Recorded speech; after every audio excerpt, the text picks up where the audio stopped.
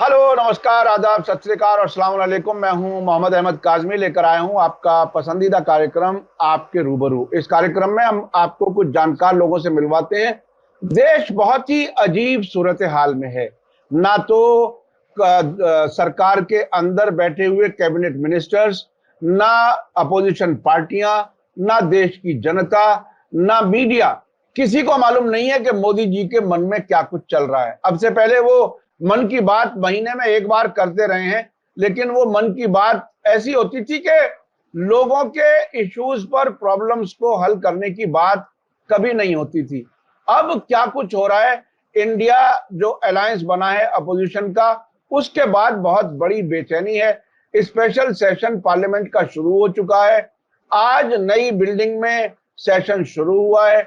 इससे पहले जो कल मीटिंग हुई, उसमें कैबिनेट मीटिंग हुई और उसके वहां से मीडिया के लोगों को एक तरह से भगा दिया गया। मीडिया का हाल आप देख चुके हैं कि जो 14 एंकरों को बायकॉट किया है इंडिया अलायंस ने, उनमें से कुछ लोगों ने रंग बदलना शुरू कर दिया है।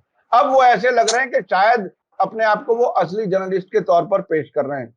ऐसी हालत में जब मोदी जी खुलकर ये बता ही नहीं रहे कि आखिर मेरे मन में क्या है, मैं क्या करने जा रहा हूं, तो इससे पहले जो स्पेक्युलेशन रही है, शायद वो हिंदू राष्ट्र के लिए कुछ लाने वाले हैं, यूनिफॉर्म सिविल कोड के लिए कोई कानून लाने वाले हैं, क्या कुछ करेंगे। एक चीज तो सामने आई है, एजेंडा जो पेश किया एक दिन पहले, कि इलेक्शन कमिश्नर के अपॉइंटमेंट की सर्विसेज की जो कुछ टर्म्स कंडीशंस हैं, उस पर बात होगी। उससे यह इशारा मिल रहा है कि इलेक्शन को कंट्रोल करने की तैयारी है। देश की जनता, देश की सरकार में बैठे हुए लोग और अपोजिशन सभी एक कंफ्यूजन की हालत में हैं। इसको समझने के लिए मेरे साथ खास मेहमान हैं, मुंबई में रहते हैं राम पुनियानी जी। और राम पुनियानी जी को हम आप सब बहुत अच्छी तरह से जानते हैं। आपने उन्हें बहुत सी तकरीरें उनकी सुनी होंगी, वीडियोस सुनी होंगी। आपका बैकग्राउंड जो है वो बायोमेडिकल इंजीनियरिंग का है, लेकिन बहुत ही मजबूत सोशल एक्टिविस्ट हैं। और जो हिंदू फंडामेंटलिज्म है, उसके खिलाफ बहुत ही मजबूत आवाज है जनाब राम पुनियानी जी। इस वक्त जो मोदी सरकार है, पिछले 9.5 साल में आपने बहुत ही मजबूती से बहुत सी चीजों पर अपनी बात रखी है और उसे आप लोगों ने सुना भी है। और आपने खास तौर पर भारत जोड़ो यात्रा को बहुत अच्छी शुरुआत कहा था और उसके नतीजे हमारे सामने आने लगे हैं। राम पुनियानी जी, वेलकम है आपका। मीडिया स्टार वर्ल्ड को आप समय दे देते हैं। आप ये बताइए कि क्या ऐसा कंफ्यूजन अब से पहले किसी प्रधानमंत्री ने देश को दिया है क्या? क्या है ये? पढ़ना बहुत मुश्किल हो रहा है मोदी जी को कि आखिर उनके मन में क्या चल रहा है, वो देश के लिए क्या कुछ करने जा रहे हैं। इलेक्शन कैसी हालात में लड़ेंगे, क्या करेंगे? आरएसएस की तरफ से भी ये बात आ चुकी है कि अब हिंदुत्व और मोदी मैजिक नहीं चलता। इस एहसास के साथ मोदी जी क्या कर सकते हैं, क्या हो रहा है? काज़मी भाई, पहले तो आपका बहुत शुक्रिया। और आपने ये सवाल रखा है, ये मोदी की सत्ता से जुड़ा हुआ सवाल पिछले 9.5 साल से हम देख रहे हैं। जैसे ये सत्ता में आए, इन्होंने सत्ता का केंद्रीयकरण अपने हाथ में करना शुरू कर दिया। और जैसे हमारा कैबिनेट मॉडल होता है, उसमें सभी मंत्रियों के बराबर अधिकार रहते हैं। प्रधानमंत्री उसमें पहले मंत्री रहते हैं। इन्होंने, अगर आप देखिए, आप किसी भी केंद्रीय कैबिनेट में इतने मंत्री हैं, 4-5 के अलावा आपको कोई नाम याद नहीं होंगे, क्योंकि इन्होंने सभी चीज़ों पर खुद निर्णय लेते हैं, खुद इम्प्लीमेंटेशन करते हैं। और एक तरफ से गुजरात लॉबी के जो ब्यूरोक्रेट्स को लाए हैं, उनके माध्यम से पूरा राज चला रहे हैं। और ये प्रक्रिया पिछले सालों में बढ़ती गई है, इसीलिए इसको चुनी हुई तानाशाही, इलेक्टेड ऑटोक्रेसी भी कहा गया है। तो हमारे जो लोकतंत्र के सिद्धांत हैं, उसके लिए ये सरकार को कोई भी इज्जत नहीं है। ये पूरे पावर्स को खुद के हाथ में लेना चाहती है और जो हमारी लोकतांत्रिक व्यवस्था है, उसके लिए इसको कोई इज्जत नहीं है, उसको ये कोई महत्व नहीं देना चाहती। अच्छा, इसमें एक बात अक्सर जहन में आती है कि जिस तरह का हमारा पॉलिटिकल सिस्टम है, बल्कि सिस्टम से आगे जो प्रैक्टिकली हम देखते आए हैं, इस सरकार में भी, इससे पहले की सरकार में भी, मंत्री अपने मंत्रालय का एक तरह से मालिक होता था, फैसले लेता था कहीं कहीं शायद प्राइम मिनिस्टर के साथ कुछ मेजर इश्यूज पर डिस्कशन होता हो। और कोई भी नेता जो प्रैक्टिकल जिंदगी में हम देखते हैं, चाहे कॉर्पोरेट इलेक्शन से आप देखें और एमपी तक, ये करोड़ों का खेल होता है इलेक्शन जीतने का। और उसमें खामोशी से ये इरादा शामिल होता है कि मैं 10 करोड़ लगाऊंगा तो 100 करोड़ कमाऊंगा। कमाने के रास्ते भी उन्हें मालूम होते हैं कैसे कैसे होता है। अब ये सारे फैसले लेने का अधिकार अगर प्रधानमंत्री जी के यहाँ है, तो पैसे का भी केंद्रीकरण प्रधानमंत्री जी के यहाँ तो होगा। ये तो बिल्कुल लॉजिकल बात कही आपने। हाँ। कि पूरी चीजें उन्हीं के चारों तरफ घूमती रहती हैं। और लोग कहते हैं ना, देश को दो लोग चला रहे हैं, एक मोदी जी हैं और दूसरे शाह हैं।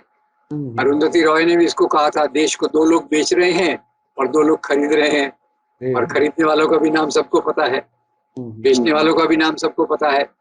तो अगर ये केंद्रीकृत चीजें हैं जिसमें पैसों का हेर फेर होता है, वैसे तो इलेक्टोरल बॉन्ड भी आ गए हैं। इलेक्टोरल बॉन्ड में भी कोई पारदर्शिता, ट्रांसपेरेंसी नहीं है। बड़े बड़े कॉर्पोरेट हाउसेस जो पैसा दे रहे हैं वो भी इनके कंट्रोल में है। तो ये पैसे की तो पीएम केयर फंड भी है साहब, जिसके लिए कह दिया कोई नहीं पूछेगा। बिल्कुल बिल्कुल। तो ये सब चीजों के कारण पैसा तो है, और चुनाव में भक्कम पैसा लगता है। फिर ऑपरेशन कमल जो बार बार जगह जगह करते हैं, उसमें भी पैसे का खेल है। अभी महाराष्ट्र में सरकार में से 2 पार्टियों को तोड़ा गया, तो बिना के पैसे के तो होता नहीं है। या तो पैसे का लालच या ईडी का डर, ये 2 चीजें हैं जिससे सरकारें तोड़ी जाती हैं जो भी बॉर्डर लाइन पे है। अच्छा, मैं शुरू में जो बात कर रहा था वो state of mind Modi ji का क्या है, आप क्या कुछ समझ पाए अब तक, जो पिछले 2 हफ्ते से एक आंख मिचोली का खेल चल रहा है। अनाउंस हुआ स्पेशल सेशन, एजेंडा नहीं बताया गया। जब अपोजिशन ने कह दिया कि एजेंडा नहीं बताओगे तो हम आएंगे नहीं, उसके बाद एजेंडा आया। एजेंडा के बाद पहले दिन कैबिनेट मीटिंग हुई। कैबिनेट मीटिंग के नतीजे से मीडिया को दूर रखा गया। क्या ये डेमोक्रेसी के लक्षण हैं कि मीडिया को दूर रखा जाए और मीडिया को यह भी ना बताया जाए कि हम क्या फैसले कर रहे हैं? आखिर देश के लिए फैसले हो रहे हैं, कोई जंग की तैयारी है, कोई पाकिस्तान हमला करने वाला या हम पाकिस्तान पर हमला करने वाले? इलेक्शन के नजदीक ऐसी कौन सी चीज है जिसको छुपाने की कोशिश हो रही है? देखिए, मुख्य रूप से तो सवाल ये है कि जब से इंडिया गठबंधन बना है, तब से मोदी सरकार की बौखलाहट बहुत बढ़ गई है। और ये अलग अलग तरीकों से कोशिश कर रही है कि खुद की पॉलिसीज को किस प्रकार से लाया जाए कि इंडिया गठबंधन का मुकाबला किया जा सके। इसीलिए एक तरफ से जो पारदर्शिता, ट्रांसपेरेंसी कामों में होती है, वो बंद हो गई है। और ये पहली बार हो रहा है कि पार्लियामेंट का सेशन बुलाया जा रहा है और उसका एजेंडा अपोजिशन को नहीं बताया जा रहा, क्योंकि ये तो हमारी परंपरा रही है कि आप एजेंडा सार्वजनिक कीजिए तो अपोजिशन की पार्टी, अपोजिशन के लोग भी उसके लिए तैयार होके आए। क्योंकि पार्लियामेंट का सेशन केवल इसलिए तो नहीं होता कि सरकार अपने मन की बात कहती बैठे। पार्लियामेंट तो इसके लिए होती है कि अपोजिशन भी अपनी राय रखे, सरकार भी अपनी राय रखे और उसके आधार पर सही पॉलिसियों का निर्धारण हो। पर अब इनको पॉलिसीज भी खुद की चलाना है, अपोजिशन की सुनना भी नहीं है।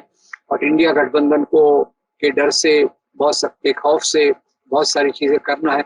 इसीलिए शायद इनकी सीक्रेसी, ये कुछ बताने को तैयार नहीं है और अपने जो पत्ते खोलने को तैयार नहीं है। अब इसमें पत्ते खोलने की क्या बात है? लोकतंत्र में तो पूरी चीजें पारदर्शी होनी चाहिए, ट्रांसपेरेंट होना चाहिए। और जहाँ ट्रांसपेरेंसी नहीं है, वहाँ लोकतंत्र जिंदा नहीं रह सकता। लोकतंत्र जिंदा नहीं रह सकता। मैं देर रात तक मीडिया में ये तलाश करता रहा कि कैबिनेट में मीटिंग में क्या जवाब, क्या कुछ फैसला हुआ, वो कहीं नहीं मिला। और कई सीनियर जर्नलिस्ट जो यूट्यूबर्स हैं, उन्होंने भी उस पर चर्चा की। सुबह के अखबार से पता चला कि वो मोदी सरकार ने विमेन कोटा बिल क्लियर कर दिया है, जो 27 साल पहले लाया गया था, और अब ये बहुत बड़ा काम होने जा रहा है। लेकिन इसके पास होने तक देश भर की आधी स्टेट्स की असेंबलियों को भी क्लियर करना है, बहुत कुछ करना है। क्या ये इलेक्शन से पहले मुमकिन है? क्या ये फिर एक इलेक्शन में जैसे एक वो ट्रिपल तलाक वाला मामला ला करके ये कहने की कोशिश की थी कि मुसलमान औरतें बीजेपी को वोट कर रही हैं, कोई बात नहीं, मर्द ना करें, तो अब पूरे देश में जहां किसान नाराज, जवान नाराज, बेरोजगारी, महंगाई, ये सारी मुसीबतों में पूरे मुल्क के लोग हैं, उसमें विमेन रिजर्वेशन बिल ला करके क्या आपको लगता है कि ये बिल पास भी हो पाएगा? पास होकर के क्या इनको कोई सियासी फायदा हो सकेगा? क्या आपको क्या लगता है? देखिए, ये विमेन्स रिजर्वेशन बिल ये एक प्रोपोगेंडा वैल्यू के लिए लाया गया है कि इससे उनका वाहवाही लूटें और अपने सिर पे ताज पहने। क्योंकि अगर वास्तविकता देखी जाए तो अगर विमेन्स रिजर्वेशन बिल जैसे आपने कहा 27 साल से अटका पड़ा है, अभी पास भी किया जाए तो 2029 तक वो लागू भी नहीं कर सकते। और उसमें 2026 में जो जनगणना होनी है उसका भी महत्व है, राज्यों में भी इसको पास करवाना जरूरी है। तो ये केवल एक एक्सरसाइज है कि भाई 9.5 साल तक तो कुछ नहीं किया इस पर। अगर उनको इसके बारे में सिंसियरिटी होती, इसमें प्रतिबद्धता होती, तो 9.5 साल में वो इसको ला सकते थे। मेजॉरिटी में है और उसमें बड़ी अपोजिशन पार्टीज भी इसको सपोर्ट कर रही हैं। सिर्फ उनकी मांग यही है कि कोटा के अंदर कोटा होना चाहिए, विमेंस कोटा जो है उसमें भी ओबीसी, दलित, एसटी, एसटी का होना चाहिए, जो सही है। पर उनके लिए तो केवल एक ये चुनावी प्रोपेगेंडा का मामला है कि देखिए भाई हमने औरतों के सशक्तिकरण के लिए ये बिल लाया, इससे ज्यादा इसमें कोई महत्व नहीं है। लेकिन इस विमेन रिजर्वेशन बिल, देखिए विमेन रिजर्वेशन का बिल का मतलब यह है कि आप उनको हुकूक देना चाहते हैं, आप उन्हें सियासी तौर पर एम्पावर करना चाहते हैं, ताकत देना चाहते हैं। हमने अभी पिछले दिनों मणिपुर में महिलाओं के अपमान की इतनी बड़ी घटना देखी, उससे पहले महिला पहलवानों की हालत देखी कि वो किस तरह से रो रो करके अपनी बात कह रही थी और उसको नहीं सुना गया। उससे पहले जो ये किसान हैं, किसानों के आंदोलन में भी महिलाओं का भी बड़ा साथ रहा है। तो ये महिलाओं के हमदर्द के तौर पर जो अब पेश कर रहे हैं इलेक्शन से पहले, क्या वाकई महिलाएं इस सबसे बेवकूफ बन पाएंगी? देखिए, कुछ महिलाओं को तो लगेगा कि ये हमारे भलाई के लिए कर रहे हैं, कुछ महिलाओं को लग सकता है। पर बड़े तौर पर जैसे आपने कहा, मणिपुर की घटना के बाद महिला आंदोलन में बहुत एक नाराजगी आई। मुसलमान ये जो महिला पहलवानों का जो आंदोलन हुआ उसके कारण भी महिलाओं में एक बहुत बड़ी नाराजगी है। तो ये सब चीज़ों को एक ट्रांसफर करने की कोशिश करते रहते हैं, दूसरों पर इसका दोष डालने की कोशिश करते रहते हैं। जबकि अगर ये सरकार चाहे तो अब ऐसा बताइए काजमी भाई, ऐसा कौन से देश में होता है कि मणिपुर में महिलाओं का इतना बड़ा अपमान हो और प्रधानमंत्री के लिए मणिपुर जाने तक का टाइम नहीं है। इससे तो क्लियर सिग्नल देश की महिलाओं को है कि ये सरकार जो भी कुछ कर रही है दिखावे के लिए कर रही है, वास्तविक रूप से इसको महिला उत्पीड़न महिला के लिए कोई सहानुभूति नहीं है, के खिलाफ कोई सहानुभूति नहीं है और महिलाओं की बराबरी के लिए ये कोई कोशिश करने वाले नहीं है। ये देश की महिलाओं के सामने क्लियर है। तो हो सकता है इनको लगता है ये प्रोपेगेंडा वैल्यू है, चुनाव में प्रोपेगेंडा वैल्यू में काम आएगा, उससे ज्यादा उसका कुछ महत्व नहीं है। अच्छा, ये जो बाकी इस स्पेशल सेशन के 4 दिन हमारे सामने अभी बाकी हैं, इनमें आपको क्या क्या उम्मीद है? क्या हो सकता है, क्या नहीं हो सकता है? क्या वाकई जो एक बड़ा एजेंडा कुछ सोच करके शायद चले थे वो टाइम टाइम फिश होने जा रहा है, या वाकई अब भी कोई ऐसा लगता है कि मोदी जी कोई बड़ा एक लफ्ज इस्तेमाल किया था, हालांकि वो लफ्ज लोग दूसरे तरीके से इस्तेमाल करते हैं और वो अच्छा भी नहीं है। मोदी जी क्या धमाका करने जा रहे हैं? आपको आपका अपना अंदाजा, आपकी अटकल क्या है? देखिए, मेरी बहुत ज्यादा अटकल तो नहीं है, दो चीजें तो क्लियर है। एक विमेंस रिजर्वेशन बिल के बारे में, दूसरा इलेक्शन कमिश्नर के बारे में जो इन्होंने बदला है। ये दो चीजों के बारे में तो कह सकते हैं। इसके अलावा और उनके दिमाग में कुछ होगा ये कहना मेरे लिए तो बहुत मुश्किल है। पर ये दोनों चीजों के आधार पर कह सकते हैं कि वो पार्लियामेंट के 4-5 दिन के सेशन में इन मुद्दों को लेकर चलेंगे। उसके बाद तो खैर हमें इंतजार करना पड़ेगा कि वो कौन सी चीज अपने टोपी में से, अपने बगल में से कौन सी चीज निकालते हैं, वो देखना पड़ेगा। अच्छा, कुछ लोगों ने इसको मोदी जी का विदाई सेशन भी कहा है। कुछ लोग कह रहे हैं कि ये बीजेपी की सरकार की विदाई का सेशन है, जो इन्होंने खुद पहले टाइम से पहले एक तरह से विदाई की तैयारी कर ली है और पुराने संसद से नए संसद की इमारत में पार्लियामेंट आज से काम करने जा रही है, जिसमें वेल नहीं है। उस इमारत को डिजाइन ऐसा किया गया है कि अपोजिशन के लोग आकर के वेल में शोर ना मचा सकें, प्रोटेस्ट ना कर सकें। तो ये जिस जगह अपोजिशन के लिए गुंजाइश कम है, मैं मना तो नहीं करता कि बिल्कुल खत्म हो गई है, जाहिर है वो अपनी सीट पर खड़े होकर के भी अपनी बात कह सकते हैं, लेकिन उस संसद में क्या आपको जनतंत्र मजबूत होता हुआ नजर आ रहा है क्या? देखिए, पहले तो इस पार्लियामेंट नए पार्लियामेंट हाउस में सेंगोल रखा गया है, जो एक राजतंत्र का सिंबल है, यानी राजतंत्र का प्रतीक है। तो वहीं से बात शुरू होती है कि हम कोई राजतंत्र वाले तो है नहीं, हम तो जनतंत्र वाले हैं। तो पहली बात वो, और वेल का न रखना भी ये एक बहुत चालाक है कदम कि भाई अपोजिशन के लोग आके वहां से अपना प्रदर्शन न कर सकें। तो ये दोनों चीजें हैं। और पूरा जो मोदी जी के तौर तरीके देखे जाएं तो उनका मुद्दा तो यही है कि लोकतंत्र को जहां कमजोर किया जाए, जितना कमजोर किया जाए, जैसे कमजोर किया जाए, उसी रास्ते पर चलने का उनका इरादा है। अच्छा, अब मैं जानना चाहता हूं अपोजिशन इंडिया अलायंस पर आपको इसमें जो तैयारियां जो कुछ चल रही हैं, जो कुछ ये कहा जा रहा है कि 1-to-1 कैंडिडेट होगा, एक तरफ बीजेपी और बड़ी तादाद में ऐसी सीटें होंगी जहां अपोजिशन का एक ही कैंडिडेट होगा, जिस किस्म की बातें अब तक सामने आ रही हैं, आपको क्या लग रहा है कि इंडिया अलायंस सही डायरेक्शन में आगे बढ़ रहा है? खासतौर पर जो मीडिया के कुछ एंकरों के बहिष्कार की बात या उनके साथ कोई प्रोग्राम ना करने की बात कही है, आपको क्या लगता है वो गोदी मीडिया वाला मामला भी पंक्चर करने की तैयारी और इलेक्शन की तैयारी दोनों एक साथ चल रही हैं? इंडिया अलायंस का जो कुछ अब तक सामने आया है उससे आपको क्या उम्मीद है, क्या लग रहा है? देखिए, दोनों चीजों के बारे में मैं बात रखूंगा। पहले तो ये जो 14 एंकर्स को बायकॉट किया गया है, उसके बारे में एक आपको मैं किस्सा सुनाना चाहता हूँ। और महात्मा गांधी ने जब स्वामी इनकी हत्या हुई थी एक मुसलमान द्वारा, तो उस समय महात्मा गांधी ने मेरे ख्याल से 1936 साल मुझे याद नहीं आ रहा, तो उन्होंने कहा था कि ये जो हत्या की गई है एक मुसलमान द्वारा स्वामी जी की, वो अखबारों द्वारा जो नफरत फैलाई गई है उसके कारण है, और लोगों ने इस प्रकार के मीडिया का बहिष्कार करना चाहिए। तो जो गोदी मीडिया के 14 एंकर जो नफरत फैलाते हैं, उसके बारे में जिस प्रकार से बायकॉट का कॉल दिया गया है, वो तो मुझे गांधी जी के उस कॉल की याद दिलाता है कि जो भी नफरत फैलाए उसको हमने स्वागत नहीं करना चाहिए, क्योंकि नफरत ये हमारे समाज को तोड़ने वाली सबसे बड़ी बात है, पहली बात। और जहाँ तक इंडिया अलायंस का सवाल है, मेरे ख्याल से अभी तक 3 मीटिंग जो हुई हैं वो काफी इसको मजबूती दे रही हैं। ये हमें याद रखना चाहिए, इसमें क्षेत्रीय ताकत भी है, राष्ट्रीय ताकतें भी हैं, अलग अलग विचारधारा के लोग भी हैं। उसके बावजूद ये साथ में आएंगे तो बीच में कुछ झटके तो लगेंगे, पर वो झटके छोटे हैं और जुड़ाव की बात बड़ी है। थोड़ी थोड़ी बातों में उनकी असहमति हो गई, क्योंकि ये एक पार्टी तो है नहीं, ये गठबंधन है, और उस गठबंधन में छोटे मोटे विवाद हैं, और उसके बावजूद 1-to-1 वाला उनका जो फार्मूला है वो मेरे ख्याल से सफल होता हुआ दिख रहा है। और अभी तो 3 ही मीटिंग हुई है, 4थी मीटिंग में शायद इसको और मजबूत रूप में वो देश के सामने रख पाएंगे।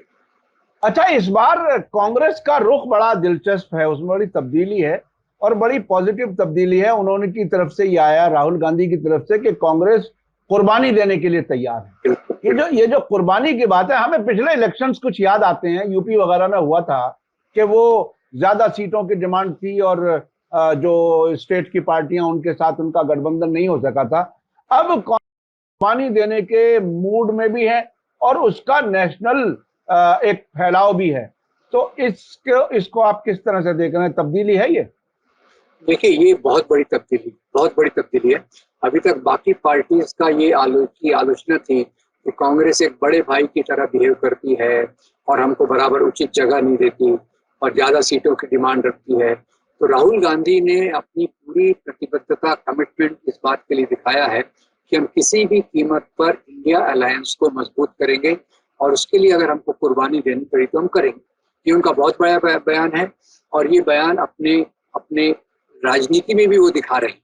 और उसके कारण मेरे ख्याल से सबसे महत्वपूर्ण बात है, जिसके कारण अपोजिशन का रवैया बदल रहा है, और इससे बहुत उम्मीद करने की कर सकते हैं।